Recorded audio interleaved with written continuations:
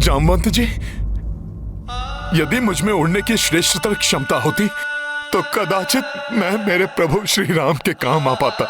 निराश मत हो हनुमान, तुम्हारे हाथों में माता सीता के आभूषणों का गिरना कोई संयोग नहीं है।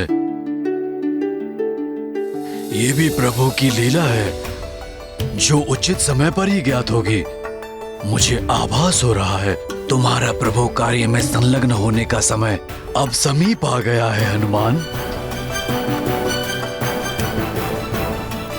महाराज जामवंत जी, मैं तो यथाशीघ्र अपने प्रभु श्री राम को ढूंढकर उनके प्रत्यक्ष दर्शन के लिए निकल जाता, परंतु सूर्य देव को दिए गए वचन के अनुसार भ्राता सुग्रीव के प्राणों की रक्षा के लिए मेरा उनके निकट रहना आवश्यक है।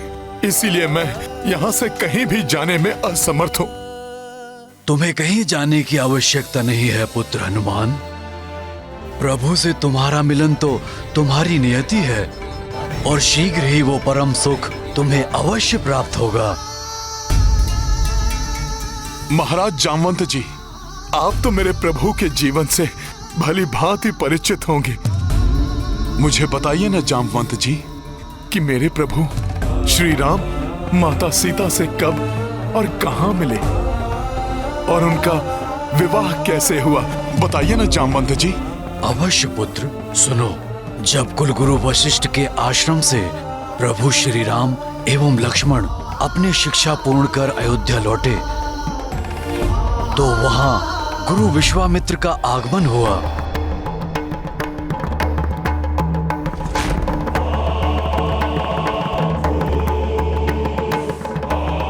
वही विश्वामित्र जिन्होंने अपने कठोर तप से ब्रह्म ऋषि की पदवी प्राप्त की है।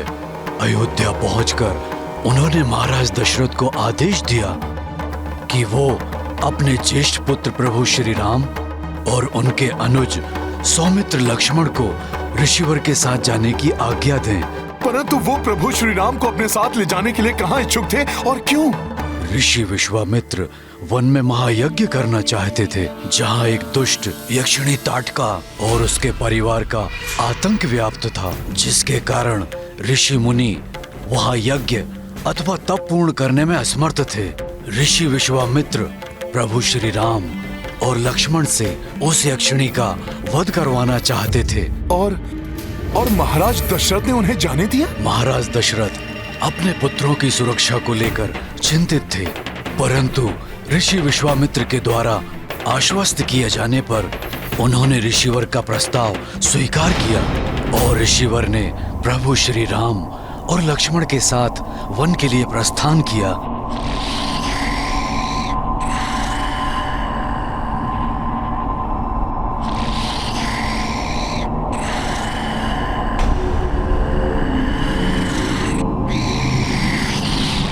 पुत्र राम, लक्ष्मण, यहाँ सर्वत्र व्याप्त अंधकार इस बात का संकेत है कि यहाँ से उस दुर्दांत यक्षिणी ताड़का का प्रभाव क्षेत्र प्रारंभ होता है, जिसके भय से कोई भी जीव यहाँ विचरण करने का साहस तक नहीं करता। यह भयंकर ध्वनि निद्रा में उसके श्वास के प्रभाव से उत्पन्न हो रही है। इस ताड़का रूपी बाधा का अंत करने के पश्चात ही हमारा आगे जाना उचित होगा। जो आज्ञा गुरुदेव।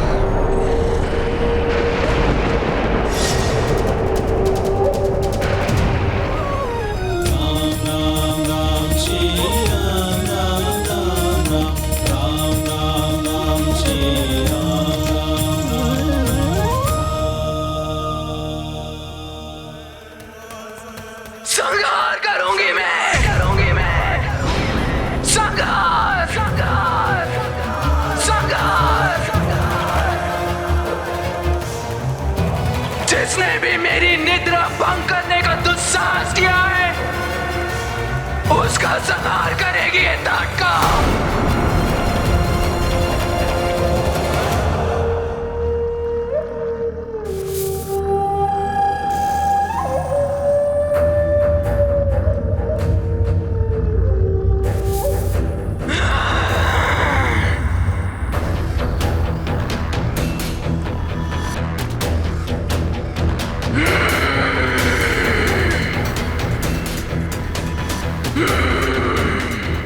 धरती कंपित हो जाती है मेरे पंख से। सूर्य देव की किरणें मेरे ही भय से इस वन में प्रवेश करने का साहस नहीं करती। मेरे भयानक दंत करते हैं सबका अंत। मूर्ख ऋषि मुझसे मुक्ति पाने के लिए इन दो कीट पतंगों को लेकर आया है।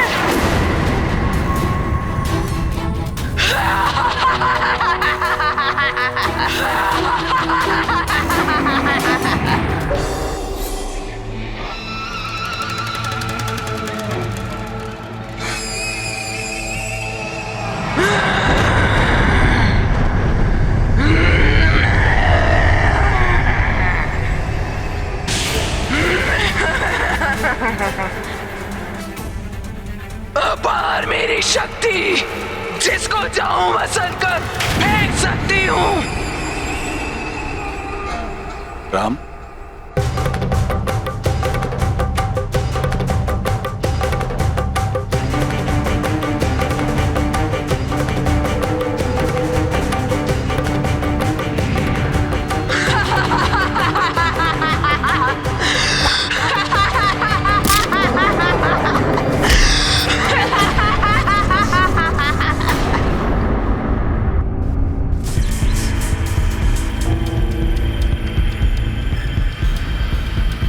शिलाखंडों से तो मात्र गुदगुदी होती है मुझे। अब देखो मैं तुम्हारे साथ क्या करती हूँ। दशरथ नंदन राम, वार करो इस पर, वध करो इस दुष्ट ताड़का का।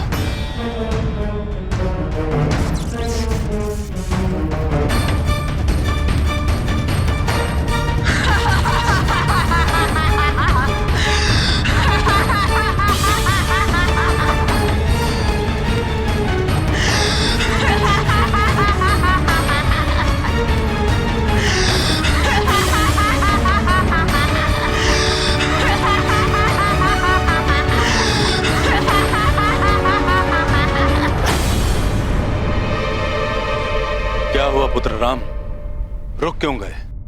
कहीं तुम्हें यह संकोच तो नहीं कि तुम्हारे सामने एक स्त्री खड़ी है? यदि ऐसा है तो अपने हृदय से यह संकोच निकाल दो। पुत्र राम, ये स्त्री नहीं, स्त्री रूपी पापनी यक्षिणी राक्षसी है। उसका वध सर्वथा उचित है। मेरे पिताश्री ने आदेश दिया था कि आपकी प्रत्येक आज्ञा का पूर्ण समर्पण के साथ पालन करना है, और मेरे लिए मेरे पिताश्री का आदेश सर्वोपरि है। इसलिए आपकी इच्छा अनुसार इस ताड़का का वध करना मेरा कर्तव्य है। अब मुझे कोई संकोच नहीं।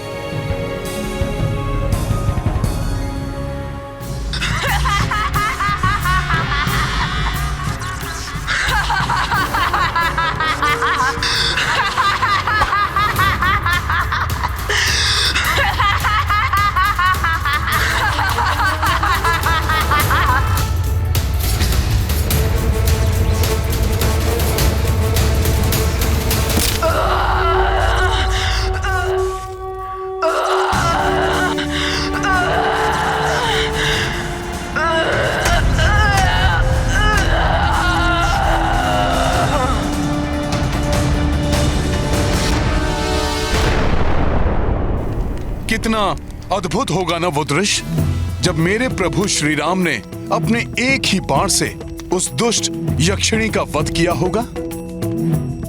विराजो हनुमान, बताता हूँ। जी, आप भी विराजिए जामवंत जी, बताइए ना जामवंत जी।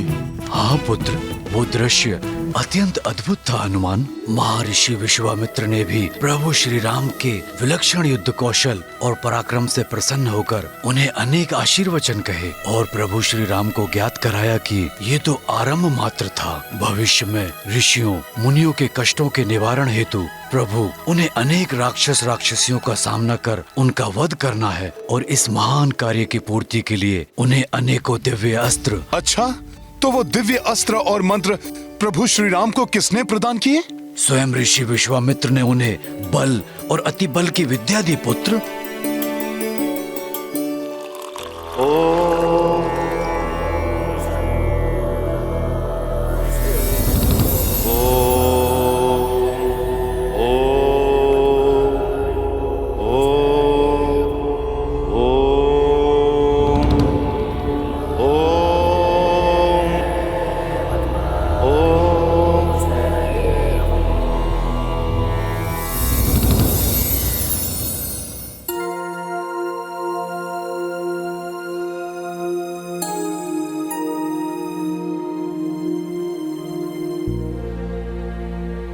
आप दोनों भ्राता मेरे द्वारा अभिमंत्रित इस जल का पान करो।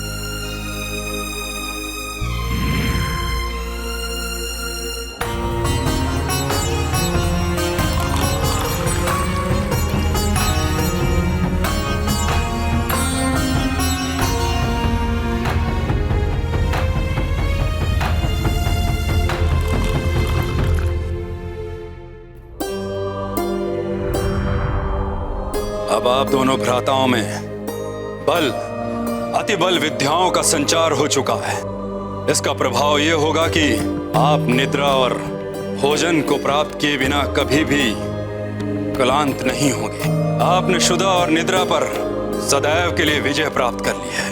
गुरुवर, ये ज्ञान देने के लिए मैं आपका आभारी हूं। मैं सदैव इस विद्या का प्रयोग जगत कल्याण हेतु ही करूंगा। अब आप दोनों का त्रिदेवों और देवताओं से दिव्य अस्त्र और शक्तियां प्राप्त करने का समय आ गया है।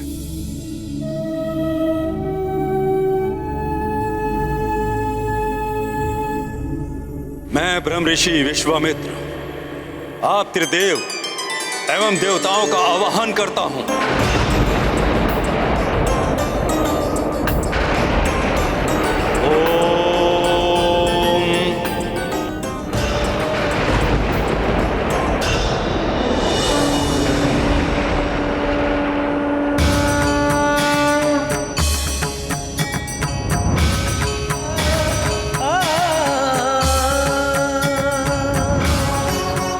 प्रणाम देवतागण। प्रणाम त्रिदेव।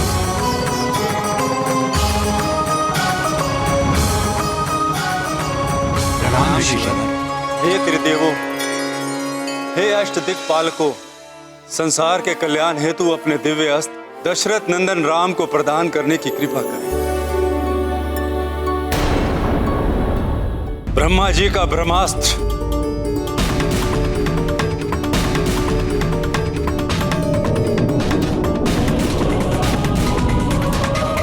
प्रभु विष्णु जी द्वारा प्रदत्त धर्म चक्र, काल चक्र एवं विष्णु चक्र,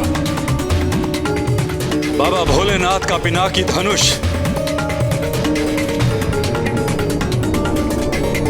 देवराज इंद्र का वज्र,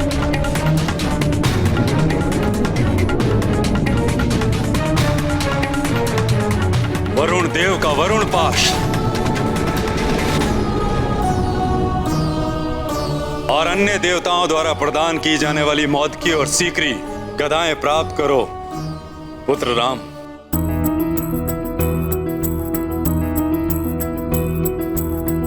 विश्वामित्र आह्वान किए, देव त्रिदेवा प्रकट भये।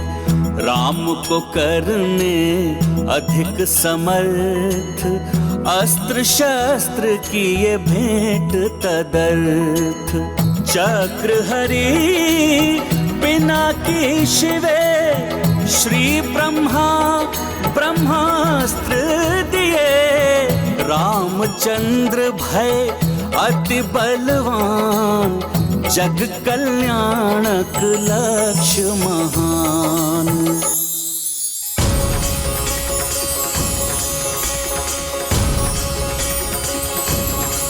महान कार्य की पूर्ति के लिए उन्हें दिव्य अस्त्र और मंत्र प्रदान किया।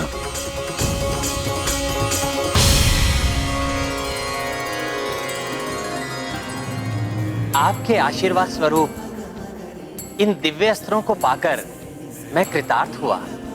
मुझे आशीष दीजिए कि मैं जब भी इनका आह्वान करूं, ये मेरे सम्मुख प्रकट हो जाएं।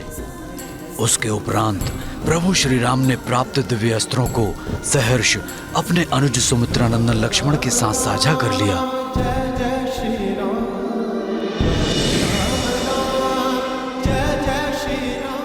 अर्थात ऋषि विश्वामित्र का प्रभु श्री राम और सौमित्र लक्ष्मण को अपने साथ लाने का वास्तविक उद्देश्य था प्रभु श्री राम को दिव्य अस्त्र प्रदान करवाकर उन्हें और सशक्त बनाना।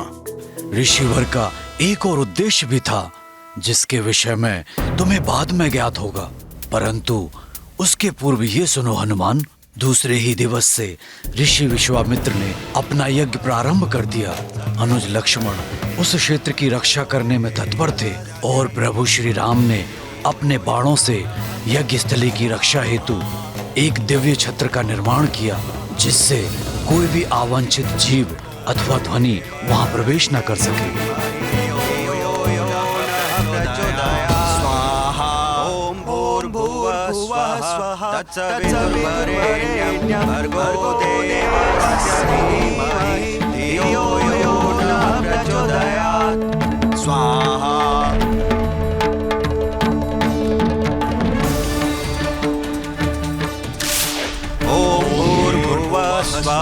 तत्सवितुर्वरेण्यं भर्गो देवस्य धीमहि धियो यो नः प्रचोदयात्। स्वाहा।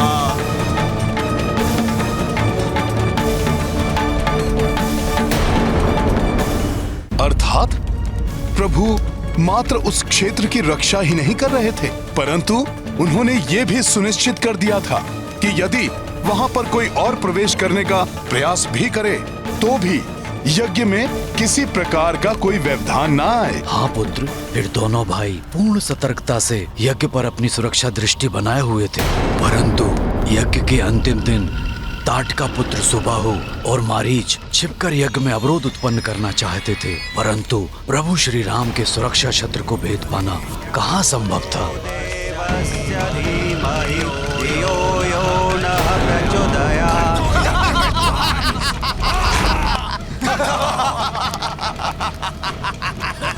अपनी इस असफलता से क्रोधित होकर उन्होंने भीषण हुंकार भरी, जिससे अनेकों भयंकर राक्षसों और राक्षसियों की सेना उड़कर वहां अवतरित हुई।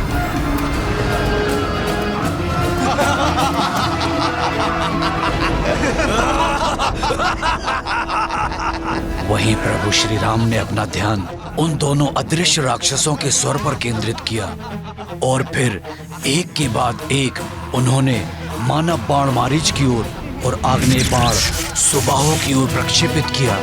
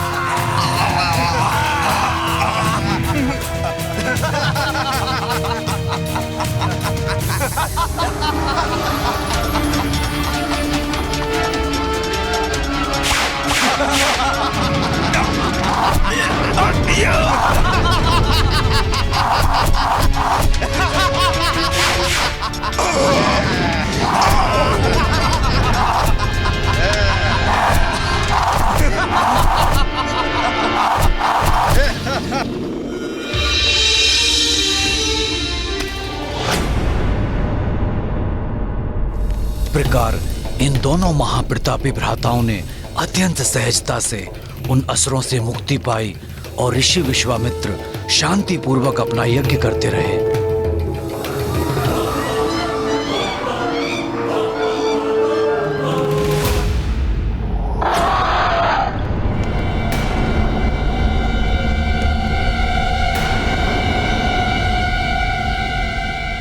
ये कैसी ध्वनि है हनुमान? प्रतीत होता है शत्रु रूप में किसी अनिष्ट का आगमन हो रहा है यहाँ।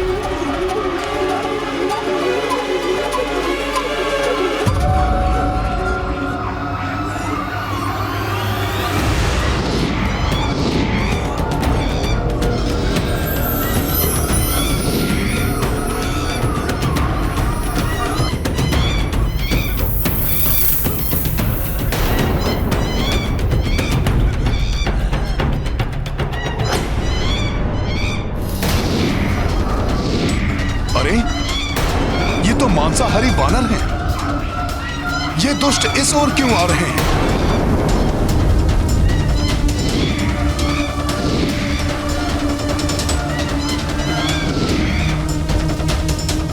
इतनी संख्या में इनके यहाँ आने का क्या उद्देश्य हो सकता है? गुरु की आज्ञा का पालन और उनकी सेवा सर्वोच्च धर्म है।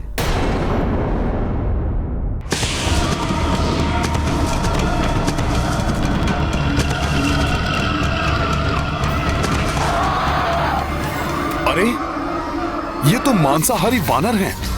ये दुष्ट यहाँ क्यों आ रहे हैं?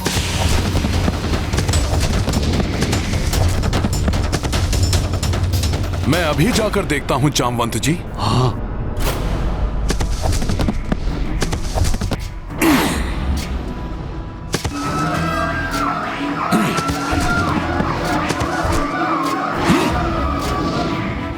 हनुमान, मैं भी आ रहा हूँ। ज्ञान गुण सागर जय कपीस लोक उजागर जय हनुमान ज्ञान गुण सागर जय कपीस लोक उजागर राम दूत अतुलित बल धामा अंजनी पुत्र पवन सुत नामा महावीर विक्रम बजरंगी कुमति निवार सुमति के संग।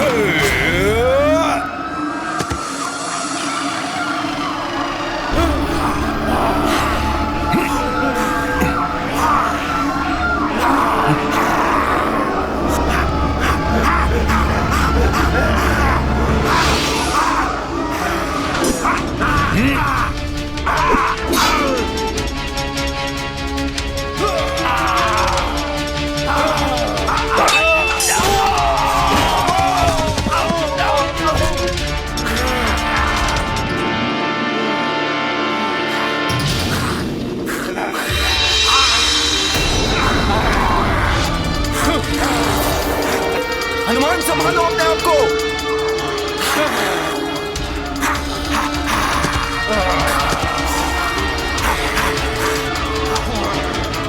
हनुमान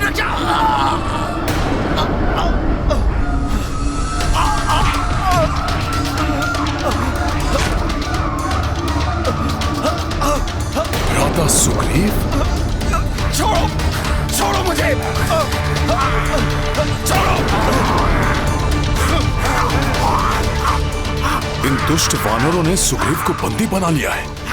भ्राता सुग्रीव की रक्षा के लिए मुझे इन वानरों से युद्ध करके इनका ये घेरा तोड़ना होगा। मुझे ज्ञात है कि तुम सब लोगों को वाली भैया ने यहाँ भेजा है, परंतु मैं तुम्हें चेतावनी दे रहा हूँ कि यहाँ से लौट जाओ, अन्यथा मेरी उपस्थिति में तुम सब भ्राता सुग्रीव को यहाँ से नहीं लेके जा सकते। वाली की जय, महाराज वाली की जय, महाराज वाली की जय, महाराज वाली की जय, महाराज वाली की जय, वाली की जय।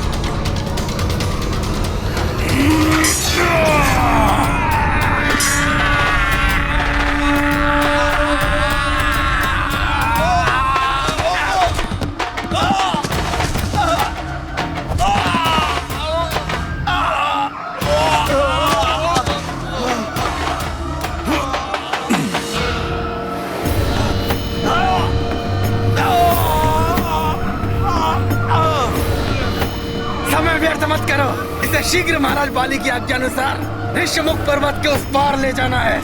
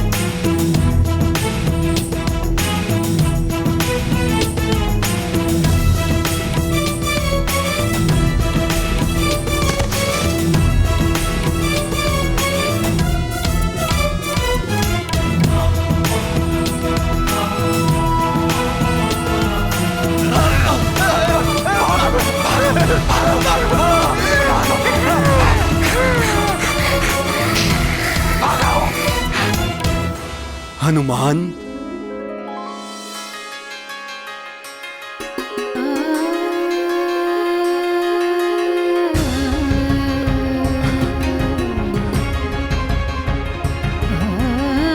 हनुमान की जय, हनुमान की जय, हनुमान की जय, हनुमान की जय, हनुमान की जय, हनुमान की जय, हनुमान की जय।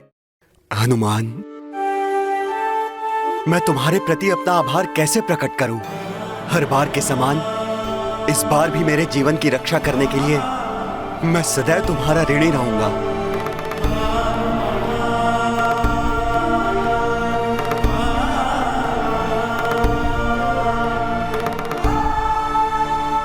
हनुमान, आज प्रथम बार तुम्हें इस प्रकार युद्ध करते देखकर मैं पूर्ण विश्वास के साथ कह सकता हूँ, अपने दीर्घ जीवन में मैंने जितने शूरवीर पराक्रमी योद्धाओं को देखा है, उनमें तुम सर्वश्रेष्ठ हो पुत्र।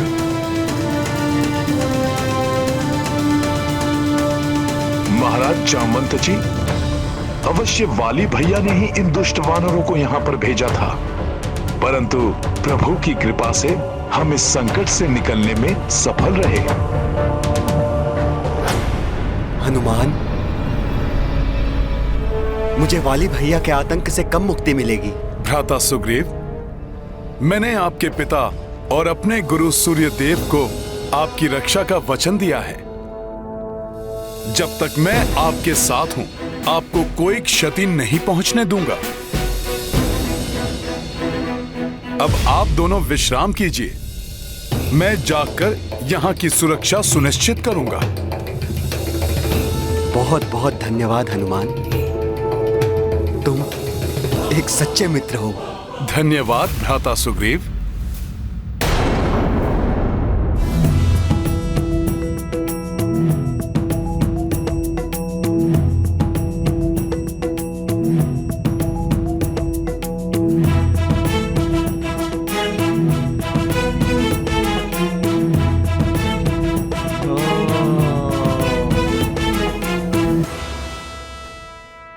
जामवंत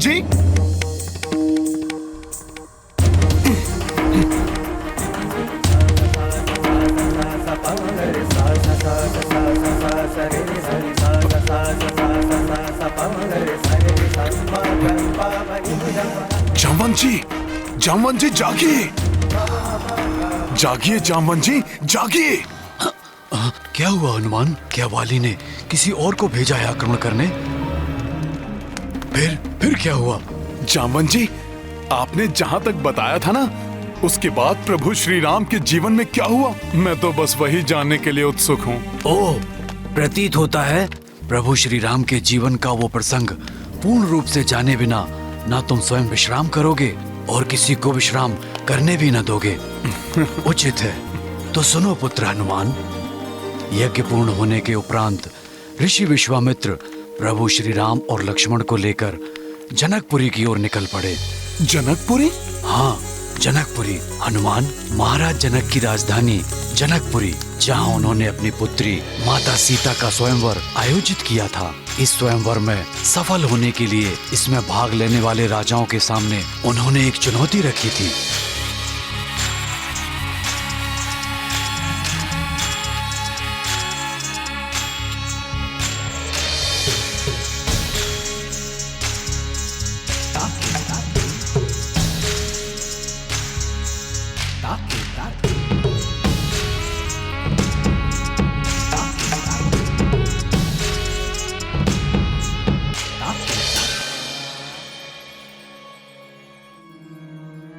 ये भगवान शिव का दिव्य धनुष है, जिससे उन्होंने त्रिपुरासुर का वध किया। उसके उपरांत उन्होंने ये धनुष परशुराम प्रभु को दे दिया और इसकी उचित देखभाल व सुरक्षा का दायित्व प्रभु परशुराम ने मुझे सौंपा। इस दिव्य असाधारण धनुष को मेरी पुत्री राजकुमारी सीता ने अत्यंत सहजता से उठाया। इसलिए मैं घोषणा करता हूं कि आप में से जो भी इस शिव धनुष को उठाकर इसकी प्रत्यंचा चढ़ाने में सफल होंगे, वही मेरी पुत्री राजकुमारी सीता का वरण करने योग्य होंगे।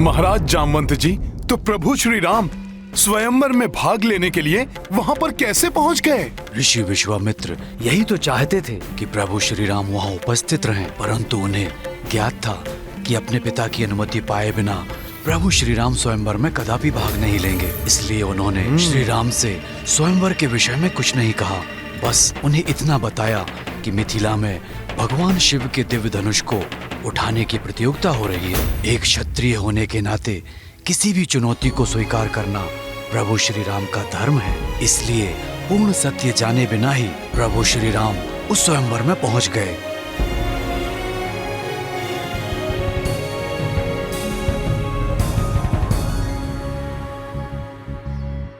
सीताराम चरित अति पावन, मधुर सरस अरुवति मन भावन।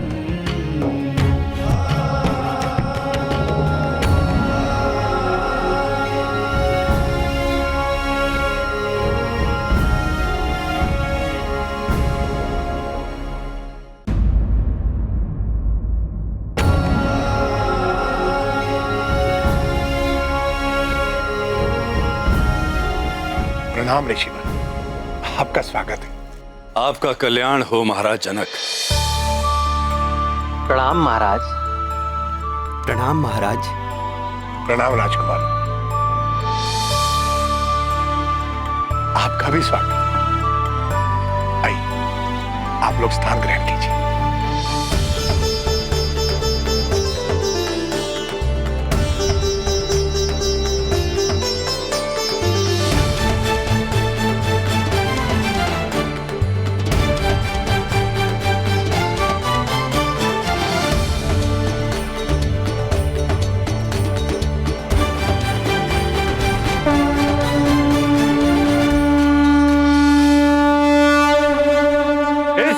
शंख ध्वनि के साथ राज ऋषि महाराज जनक की सुपुत्री सीता जी का स्वयंवर प्रारंभ होता है। यहाँ आमंत्रित सभी लोगों से निवेदन है कि वो एक एक करके आएं और इस दिव्य धनुष को उठाने का प्रयत्न करें।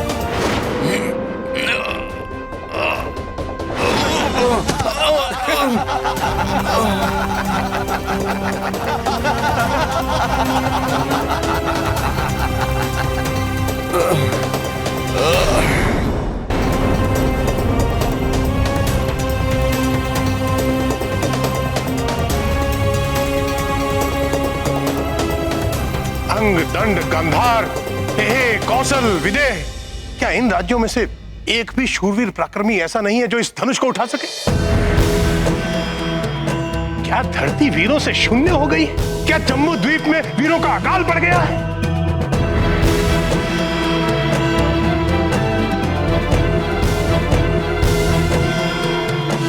कार है आप सबके पराक्रम को। क्या आप सब में से एक योद्धा भी ऐसा नहीं बचा जो इस धनुष को उठाने का सामर्थ्य रखता हो, जो इसे उठाने का प्रयास भर करने का साहस कर सके?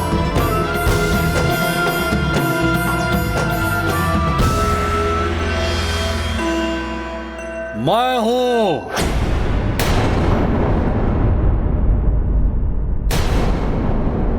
दशानन लंकेश।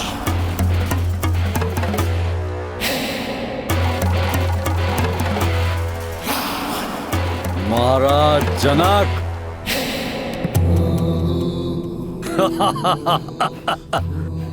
क्या हमारे यहाँ आने में इतना विलंब हो गया कि आपको गुहार लगाकर इन कायरों में वीरता जागृत करने की आवश्यकता पड़ी।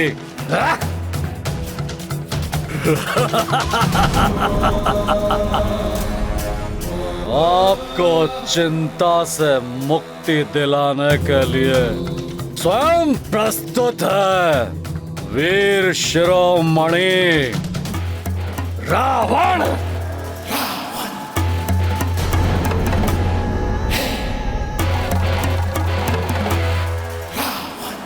त्रिभुवन विजेता हूं मैं, और उस पर महादेव का परम भक्त भी हूं मैं। इसलिए मेरे भगवान महादेव का ये दिव्य धनुष तो मैं अपने बाएं हाथ से पलक झपकाए बिना ही उठा लूंगा।